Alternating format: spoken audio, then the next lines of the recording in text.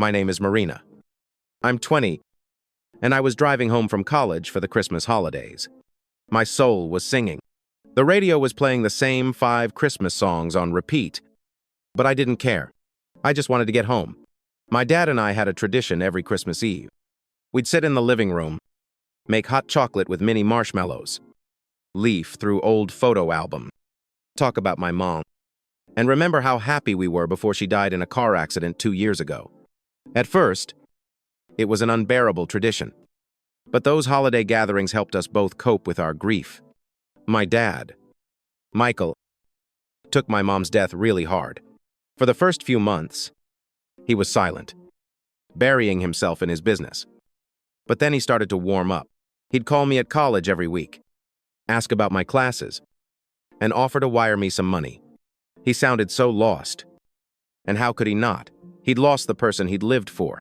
I pulled up to our house in the suburbs of Boston around 6:00 p.m. Something was different, but I couldn't place what. Maybe he'd hung up new lights. I pulled my suitcase out of the trunk and rummaged through my bag for my keys. Then something crazy happened. The key wouldn't turn in the lock. It was a new lock. I stood there like an idiot.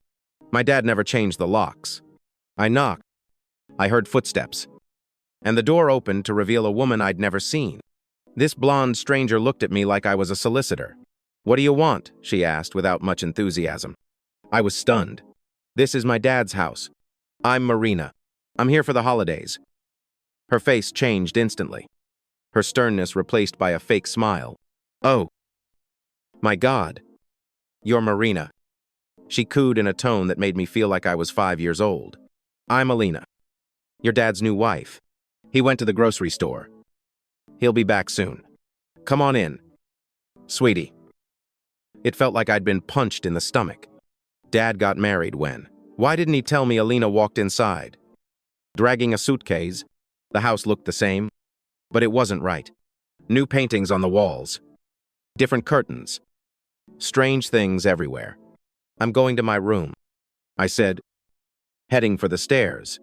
"Oh, honey, you'd better wait here for your dad. That room's taken now. Alina's sons are in there." "Taken?" I asked. "Who?" "Just sit down. Your dad will explain everything." There was nothing else to do. I dropped my suitcase by the stairs, went into the living room, and sat on our old sofa. Alina settled next to me, so close that I felt uneasy. "I know this is a shock for you," she continued with her plastic smile, "but your dad and I, it was love at first sight, like in the movies. Honestly, we got married 2 weeks ago. Just the two of us and my boys. I have 2 sons, Tim and Gus, ages 8 and 10. Such cuties. Your dad is crazy about them." I heard kids screaming upstairs, tudding like elephants. Something crashed, and it sounded like they were jumping on the furniture. "Those are my little munchkins." Alina laughed. "They're so happy. We were crammed into a tiny apartment, and there's so much space here." "And where do they play?" I asked, though I already knew the answer. "Oh, your dad redecorated your room for them. He painted the walls blue, put in a bunk bed, and bought them toys and a video game console. He's already such a caring dad." It took my breath away. My room, where I'd grown up, done my homework, talked to friends, and cried for my mom. Where are all my things? All my memories, and where am I supposed to sleep? I finally managed to ask, "Well, sweetie, you'll have to talk to your dad about that." The front door slammed. My dad walked into the living room with bags from Trader Joe's. He saw me and didn't look happy. He didn't rush to hug me like he used to. He just nodded. "Hi, Marina. I see you've met Alina." "Hi, Dad." I stood up, expecting at least some kind of hug, but he just put the bags on the coffee table. "It's good you're here. It'll be easier this way." He sat down in a chair and looked at me as if I were a problem that needed to be solved. "Marina, don't take this the wrong way, but everything's different now. I have a new family. They live here. There's no room for you anymore." I felt the floor slip out from under my feet. "Dad, it's Christmas Eve. I'm here for the holidays. Where am I supposed to go?" He shrugged. "Those are your problems. You're 20. You're an adult now. Adults figure these things out for themselves. Maybe we can go to a hotel, Alina helpfully suggested. Or go back to the dorm. There's probably someone left there. I looked at my dad, waiting for him to say, I'm just kidding. Of course you can stay. We'll look through the albums and remember, Mom. Just like always, he remained silent. Can I at least spend the night, just one night until I can figure things out? Alina stepped in front of the door. Oh, that's so inconvenient. My parents are coming from Texas tomorrow, along with my brother and his family. All the rooms will be occupied. You'll only be in the way. She added cheerfully, I already packed your things in a few boxes. They're upstairs. You can just grab them and go. I climbed the stairs on wobbly legs. The hallway was full of strange family photos, Alina with the boys. Not a single photo of me or my mom. I pushed open the door to my old room and almost burst into tears. The walls were a sickening shade of blue. My bed was gone, replaced by a wooden bunk bed. Action figures were scattered on the floor, and posters of Spider-Man covered the walls, as if I'd never even been there. 3 cardboard boxes sat in the corner. That was it. 20 years of my life packed into 3 boxes. I dragged them downstairs one by one. My dad and Alina were whispering in the kitchen. They fell silent when they saw me. Got everything? Alina asked happily. I looked at my dad again. Dad, are you serious? You're kicking me out on Christmas Eve. He didn't even glance my way. Alina loaded the boxes into the trunk. I kept waiting for my dad to run out. Say it was all a bad joke. That it was a misunderstanding. He didn't. I got in the car and tried to figure out where to go. It was already dark, and everything would be closed tomorrow. I took out my phone and started calling my relatives. My Aunt Liz's phone went straight to voicemail. Uncle Rob didn't pick up. Cousin Jessica's phone just rang and rang. Finally, I got through to Aunt Helen. Marina. Hi. Honey, how are you? Aunt Helen. Hi. I'm sorry to bother you, but I have a situation. Can I stay the night? Oh. Honey. We're in Phoenix. We flew out to see my husband's parents this morning. We won't be back until after the holidays. Did something happen? No. Everything's fine. Have a good holiday. I hung up and rested my forehead on the steering wheel. Everyone had gone their separate ways. Everyone but me had a place to celebrate Christmas. And then I remembered my grandma, Jean, my mom's mom. She lives in the next town over, a 2-hour drive away. We hadn't spoken in a while. My dad always said there was no point in bothering her with our problems, but maybe she could help. I dialed her number, and she answered on the second ring. Marina, what a joy. I was just thinking about you. Hi. Grandma. Listen, I need to ask you for something, and it's complicated. What happened? Granddaughter, your voice is different. He sighed deeply. Dad got married 2 weeks ago and kicked me out of the house tonight. He said there's no room for me. His new wife and kids are living there now. I have nowhere to go. There was silence on the other end of the line. Then my grandmother exploded. My son has completely lost his mind. Get in the car and come here right now. Do you hear me? Don't waste a minute. Drive carefully. I'll make dinner. Then I started crying. These weren't the angry tears that choked me at my father's house. Thank you. Grandma, I'll be there in a couple of hours. I love you. My girl. Let's go. The 2-hour drive gave me time to think, but the thoughts only made me angrier. How could my dad do this? How could he get married without even telling me? And who was this Alina? Anyway, where did she come from? I arrived at my grandmother's house at almost 9:00 p.m. She must have been watching at the window. She opened the door before I could even ring the bell. Oh, my darling. She hugged me tightly. Come quickly. You must be starving. Grandma's house always smelled of cinnamon and vanilla. A small Christmas tree with twinkling lights stood in the corner, and the dining table was set for 2. I made your favorite, she said, leading me into the kitchen. We sat down at the table, and for the first time all day, I could breathe normally. Now tell me everything, Grandma ordered. I told her everything: how I drove home, how the key didn't work, how this Alina and her kids were living in my room, how my dad looked at me like I was a stranger. Grandma listened silently, but I could see she was getting angrier with every word. That idiot. She finally shook her head. I didn't raise him right. I can't imagine what came over him. You really didn't know anything about the wedding. Not a word. He hasn't answered my calls for 3 months. He'd just say, work, work. I should have known something was wrong. After dinner, Grandma called her friend Elena. My dad's neighbor. Elena. It's Jean. What do you know about the woman my son married? My God. Jean. You don't know, he's been seeing her for about 3 months. She and the kids moved in with him last week. They got married at City Hall 2 weeks ago. Quietly. Hardly any guests. I was surprised you weren't there. The boys are okay. Normal kids. But they're noisy. Running around the yard. Yelling. And she drives this huge SUV. Always parked across the driveway. All the neighbors are annoyed. Grandma hung up and immediately called my dad. On the third ring, he answered, Mom, it's not a good time right now. Michael, listen to me. What the hell are you doing? Mom, please, not now. Of course not now. You kicked your own daughter out of the house for a woman you've known for 3 months. Have you completely lost your mind? It's complicated. Mom, you don't understand. So explain, and while you're at it, explain why I'm finding out about your wedding from the neighbors and not you. My dad's voice was tense. I didn't want to worry you. Worry me. When you needed a loan for your business last year, you called me at 2:00 a.m., but now there's a wedding. And you didn't want to worry me. I was afraid you wouldn't like Alina. She's younger than me, and I thought you'd judge her. But to erase your own daughter from your life for a woman you've known for 3 months, that's normal. Alina thinks Marina has a grudge against her. She says she'll only cause problems.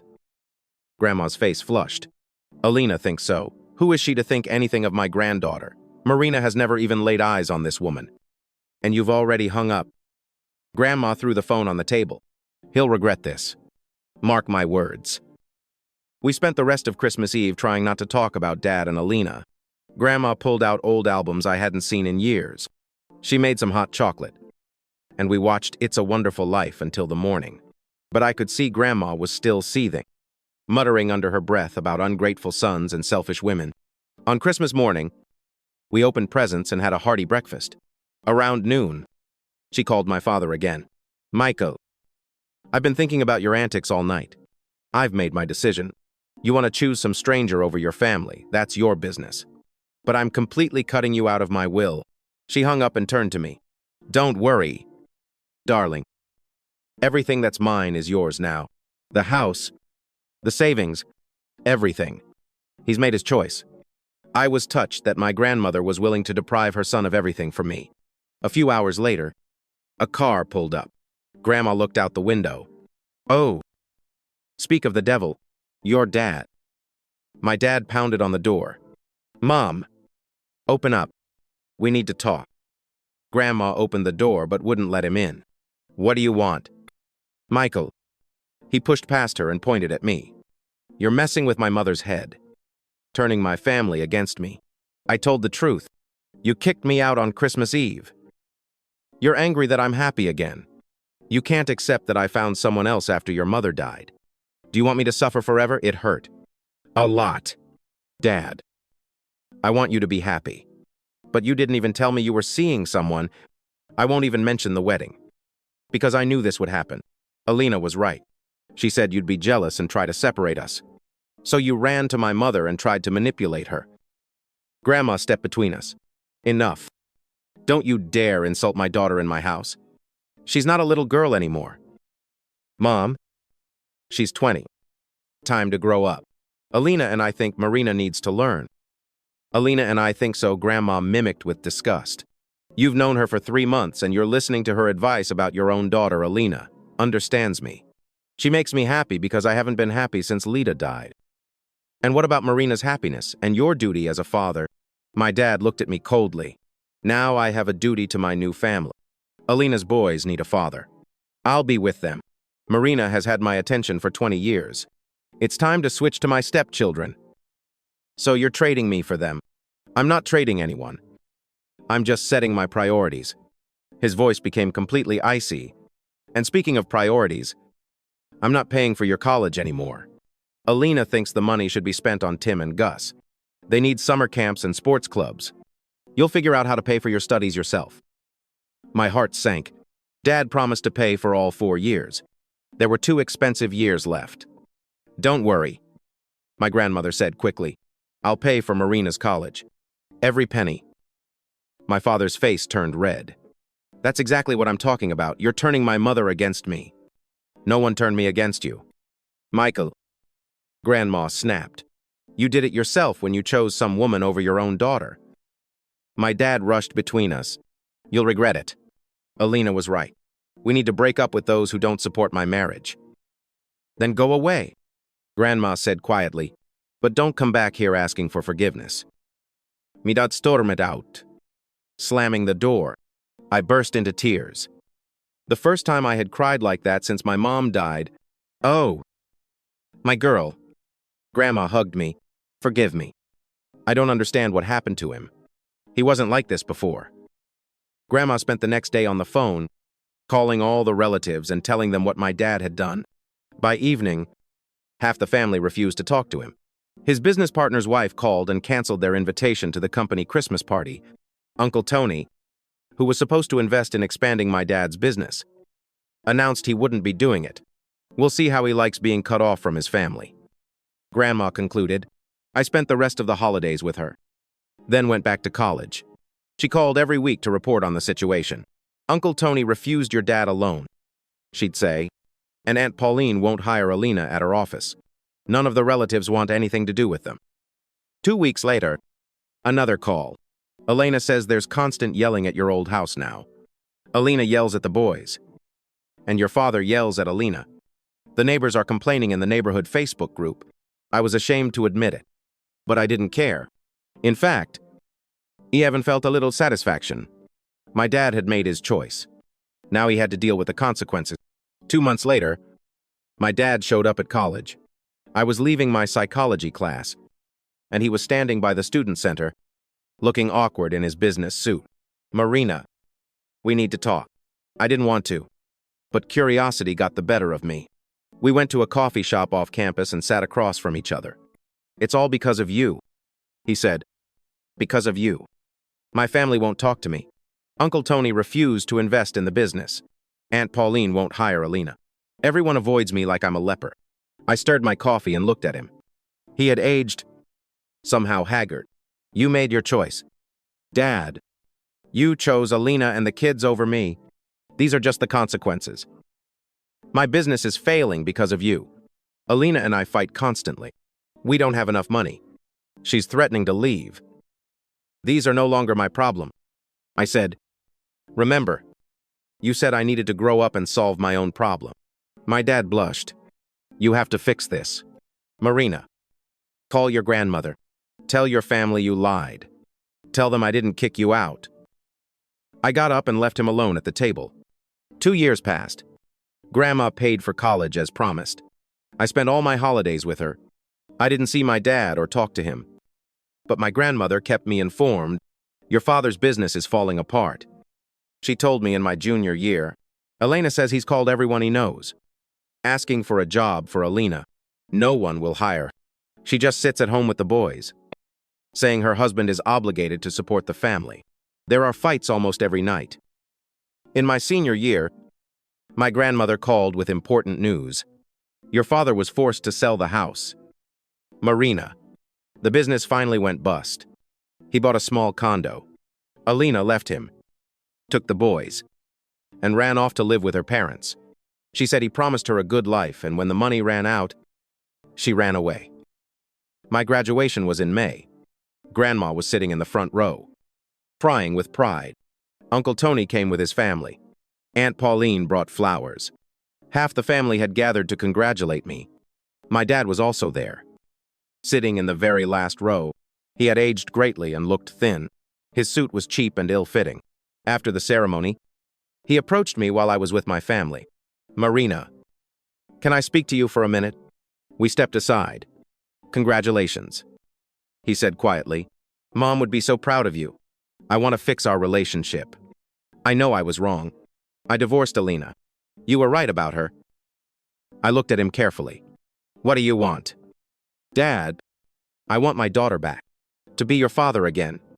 I got a job at a construction company. The pay isn't great, but it's honest work. I want us to be a family again. You decided to stop being my father. You can't just get to start over when your last choice didn't work out. I know I hurt you, but people make mistakes. Marina, can't you forgive me? I've been thinking about it for a long time. I'm not ready for this. Dad, maybe someday, but not now. He nodded. Disappointed. I understand. A few months after graduation, I got a job at a good marketing agency in New York. I rented my own apartment and began my adult life. My grandmother was incredibly proud of me. I tried to visit her often, bringing her gifts to thank her for everything. One day, she called with news about my dad. Your father found new investors for his business project. He thinks he can recoup what he lost. And he's dating someone new. Her name is Irene. And she's his age. She's a nurse. 6 months later, my grandmother invited my father and me to dinner. I almost refused, but she asked as a special favor. My dad looked better, had gained a little weight, and seemed less nervous. We sat at my grandmother's table, and I mostly listened. The new business is going well. He said, we make custom kitchen cabinets. It's smaller than before, but we're making a profit. And Irene is wonderful. Not at all like Alina. Kind, honest, and doesn't care about money. I'd like you to meet her sometime. I didn't agree, but I didn't refuse either. I'm still seeing a psychologist. My dad continued, I'm trying to understand why I made such stupid decisions. Why I chose a woman I'd known for 3 months over my own daughter. It surprised me. My dad never admitted he needed help. The psychologist said I was so desperate not to be alone after your mom's death that I ignored all the warning signs about Alina. I don't expect you to forgive me right away, but I hope we can build some kind of relationship again someday. I looked at this man who had once been my hero, who had broken my heart, and who was now trying to get his life back on track. Maybe someday. But it would take time. My dad nodded. I understand. I'll wait as long as it takes. I'm doing well now. My career is going well. I have my own apartment, friends, and a life I'm proud of. I go to see my grandmother every couple of weeks, always bringing her something special. My gratitude for saving me when there was nowhere else to go. I write to my father sometimes, and we see each other at family celebrations at my grandmother's. We communicate politely, but there's no such closeness as before. Maybe there never will be, but I'm okay with that. I've realized that sometimes the people who are supposed to love you the most can hurt you the most. And I've realized that a real family isn't just blood ties. It's those who will be there when everything falls apart. Story 2. My husband gave my mother-in-law half his salary every month. Even though we'd been renting for 7 years, I'll leave you the apartment as an inheritance. I won't be indebted to you, she insisted. But when my mother-in-law died, my husband wrote a waiver. I didn't believe it. And rightfully so. Frankly, I was horrified.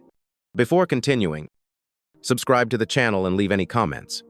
Your support helps us grow the channel and share even more stories with you. Enjoy. Natasha. Don't cook for me tonight. I'm staying at Mom's. I have a problem.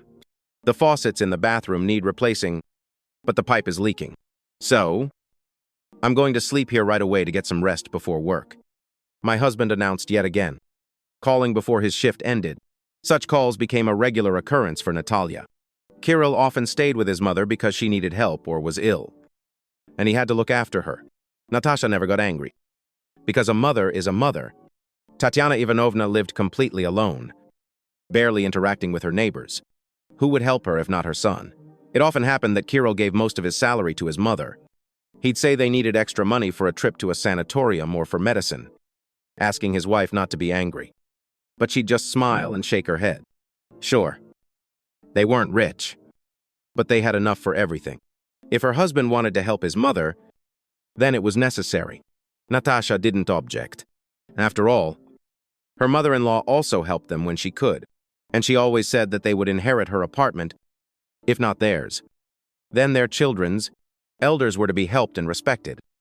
despite the many prejudices that mothers-in-law turn into enemies and that one should stay away from them. The news that Tatiana Ivanovna had died hit them like a bolt from the blue. Although the mother-in-law and daughter-in-law had never been as close as true family, they never fought and supported each other. Tatiana Ivanovna loved her grandchildren dearly and often took them to visit. But now it was hard to believe this had happened. Her mother-in-law was a strong, healthy woman, but she suffered a heart attack at work and died before the ambulance arrived. Natasha couldn't even remember how she spent the funeral because her mind was in a fog. The realization of how short life was both frightening and heartwarming. You need to live here and now, not tomorrow. Not with plans for the distant future, walking around the rented apartment where they'd lived for 7 years. Natasha thought they should have moved to the country long ago. The house there was big. The woman's parents built the house for her. But her daughter got married and decided to move to the city.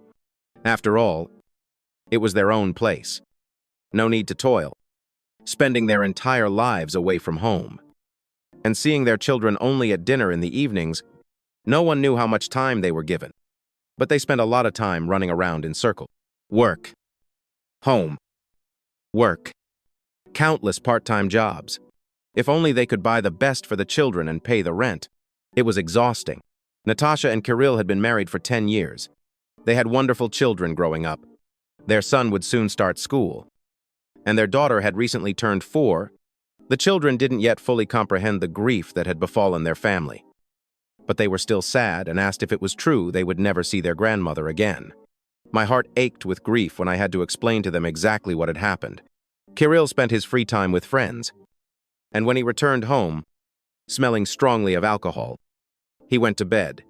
Natasha tried not to bother her husband. As everyone experiences grief differently, she needed to give him some time to come to his senses and calm down. After all, this wasn't a distant relative, but his own mother. If Natasha had a hard time recovering, what must it have been like for her husband? She tried her best to support Kirill, saying they wouldn't necessarily get through everything together and that they would never forget Tatiana Ivanovna. As long as a person remains in the hearts of others, they continue to live, no longer aging or experiencing pain, but they live on and watch over us from heaven.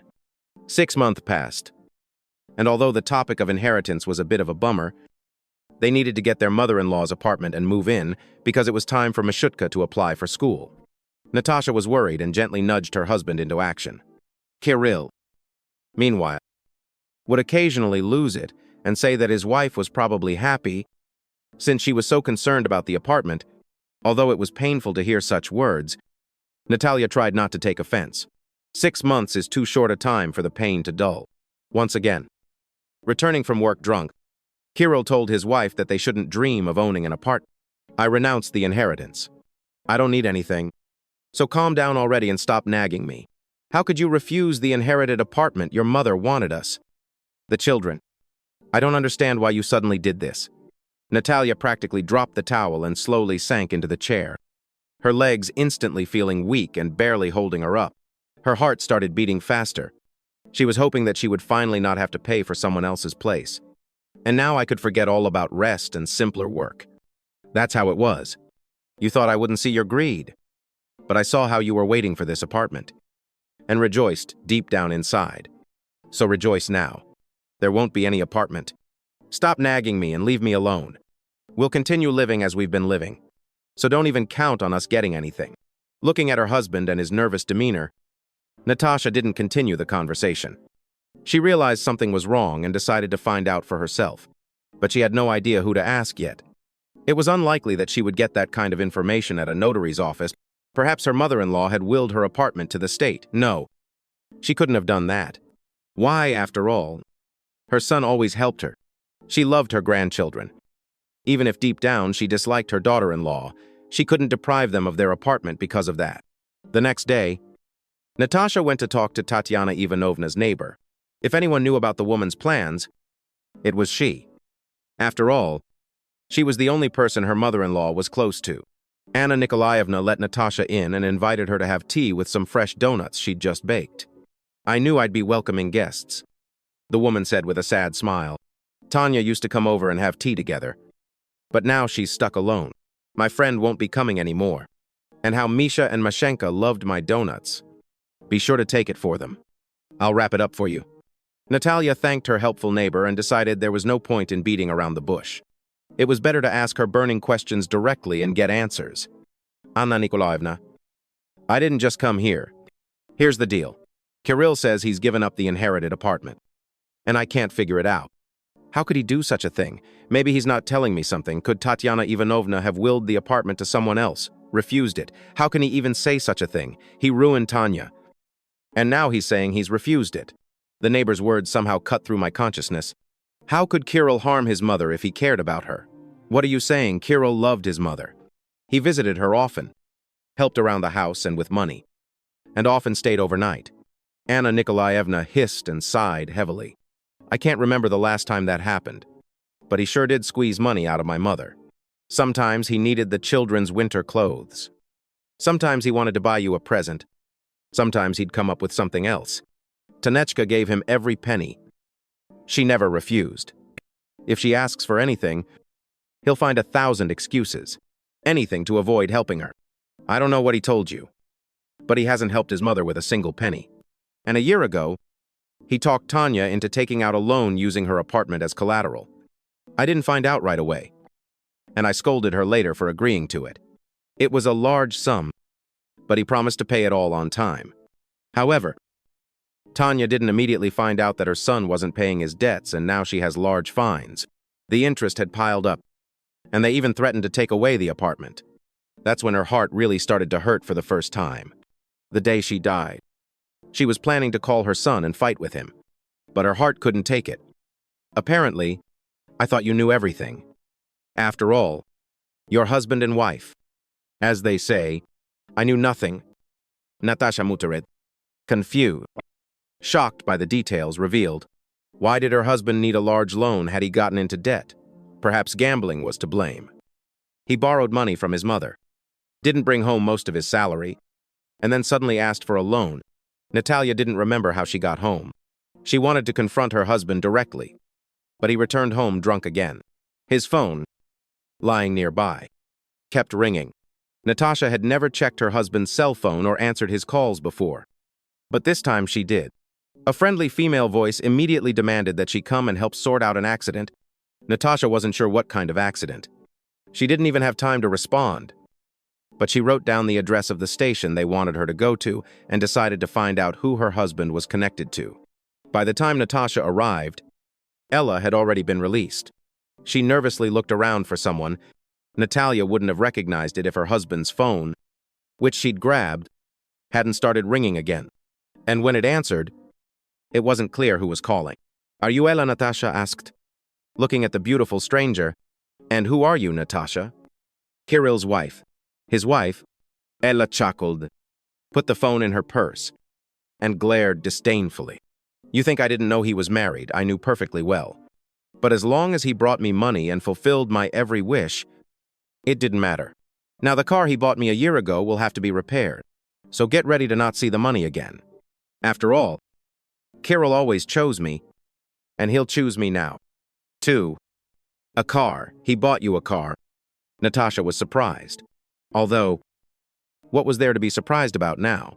An expensive car from a showroom, that's what Kirill had asked his mother to take out a loan for.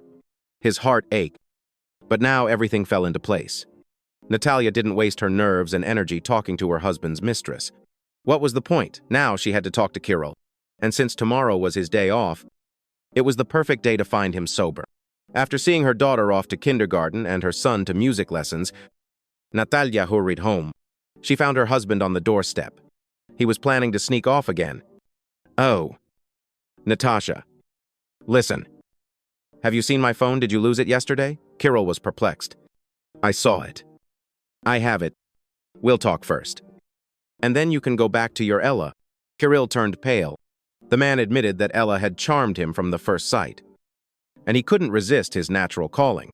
He himself hadn't really realized how hooked he had become, fulfilling her every desire. You really did ruin your mother, and I thought it was some kind of mistake. What an insensitive person you are.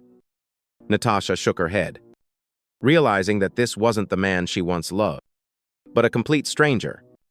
a complete stranger with whom she wanted nothing to do. Kirill admitted that the debt had indeed increased significantly due to late payments. To receive the inherited apartment, he had to pay off his mother's debts, but he didn't have that amount, and it was unlikely that the apartment would cover such a large debt, even if he received it and sold it. Kirill tried to apologize to his wife, saying he realized how wrong he had been, but Natasha had already made up her mind. She would move to the countryside with the children, and her husband would go to his mistress and start a new family. Since he couldn't resist someone else's charms, after leaving with the children to live with her parents, Natalia filed for divorce. Despite her husband's attempts to evoke memories of their past love, Ellie, as expected, found Kirill unnecessary, now having to pay the rent alone. Natasha also filed for alimony, and there was a catastrophic shortage of money for gifts for his mistress. Kirill was left completely alone. This became his punishment for treating so meanly those who truly loved him. Now he could barely bite the bullet. He would have to while away his short life with regrets and guilt. However, Kirill chose the easy way out and began drowning all his sorrow.